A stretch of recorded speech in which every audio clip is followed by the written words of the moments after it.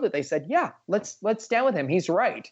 This is about exercising your constitutional right and doing what's right and having a conversation saying, we're not blaming all police. There are some amazing police officers out there, more than the bad ones. But when you have this blue brotherhood that refuses to call out the bad apples and instead protects them, that's where you have an issue that we need to work on. So between that and the sensitivity training, we could really make progress with this issue. But when you see police unions backing President Trump in the election, during the campaign, and you see cops, I see them posting on Facebook on their private pages about, oh, those liberals and their Antifa, and they're trying to connect us to Antifa and, calling us violent. I mean, it's really disingenuous, but they believe that because they believe that narrative that's been sold to them. So why haven't you gone into politics yet, Scott? The $1 million question.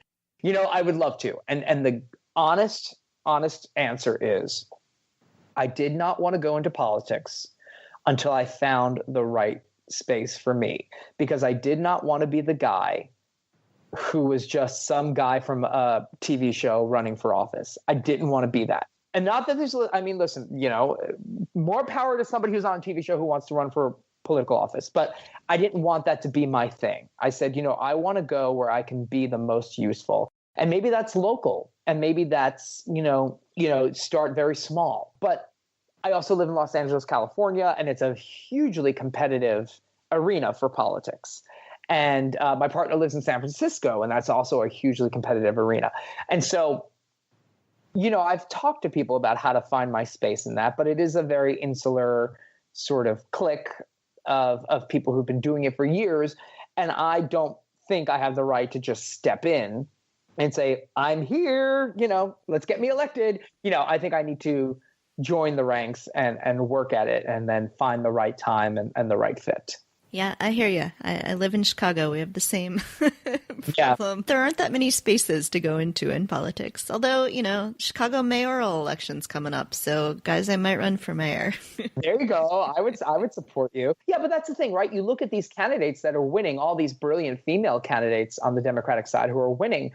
And some of them came out of nowhere, right? Some of them really just took a shot and in big cities. So maybe I'm making excuses for myself. I don't know. I mean, I just felt after the research I did that it wasn't the right fit for me right now, but I know it probably will be in the future. All right. So tell us about this live show you have coming up at the end of the month. I know after all of that, I also make people laugh for a living. So I'm going to this fantastic place called New Hope, Pennsylvania. New Hope, Pennsylvania is this great town. And back in the day, it used to be one of the sort of havens for the LGBT community to be able to go to and feel safe. And it's an adorable town, and they've got antique shops and great restaurants. And in the town, they have this fantastic cabaret space called the Raz Room. And I've performed there a few times. And I was going to be on the East Coast, and I was speaking with the owner, and they said, well, why don't you come and do your show again? Because I did my show right before the election. And I said, okay, I'll come back. And, I think at this point, everyone needs a few laughs, right? Like, I think everyone's sort of in the need for a few good chuckles. So that's another part of as you talked about before, the responsibility. I do feel it's my duty. I have done this show for years, and it evolves and changes. And I think it's, important for me to get out there and make people happy. A lot of people feel despair, and a lot of people feel like they can't laugh and that everything is just too dark right now and too sad. And I say no to that. I say, you got to keep plugging forward and really find your laughs and find the humor and find the joy in everything you do. And so I'm excited to get there. I know I have a lot of people coming who are part of the resistance movement. I'm excited to see them. And I'm excited to try some new material and do some old favorites. And it's a great space. So Friday, September 28th at the Raz Room. It's Raz is RRAZZ room.com, and they can get tickets, and it'll be a really fun night. It's a really intimate space too. I usually play bigger theaters, but it's an intimate space, so it's really fun to get up close and personal with everybody. And you can't ask for a better town name than New Hope. Right? That's what we need right now.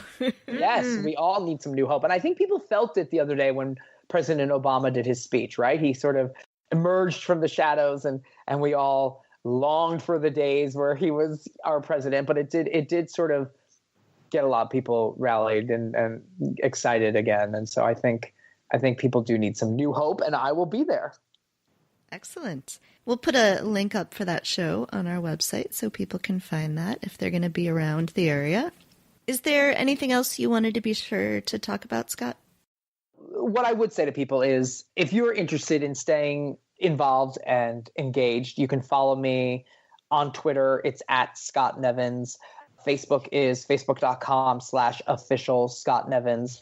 And Instagram is fun photos of me and my godkids and a couple of political stuff, but that's also at Scott Nevins.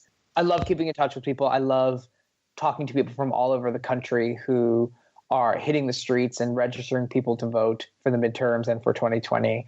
And it inspires me. It inspires me that people care. Excellent. Scott, thank you so much for talking to us. This is really great, and I love the work that you're doing, and I'm glad that you decided to become politically active. I'm just thrilled right now. Everybody who previously had, felt, not just celebrities, but people all over who had felt like they had to keep quiet about their politics are really being vocal this year. Remember when it was just Barbara Streisand? she was the only one speaking out, and now there's a lot of people doing it, which makes me happy, and I'm hoping more will come out of the woodwork. Yes, absolutely. Well, Scott, thank you, and we'll keep in touch over Twitter. I appreciate you guys having me on. Thank you, Kelly. Thank you, Sophie. Thank you. Thank you.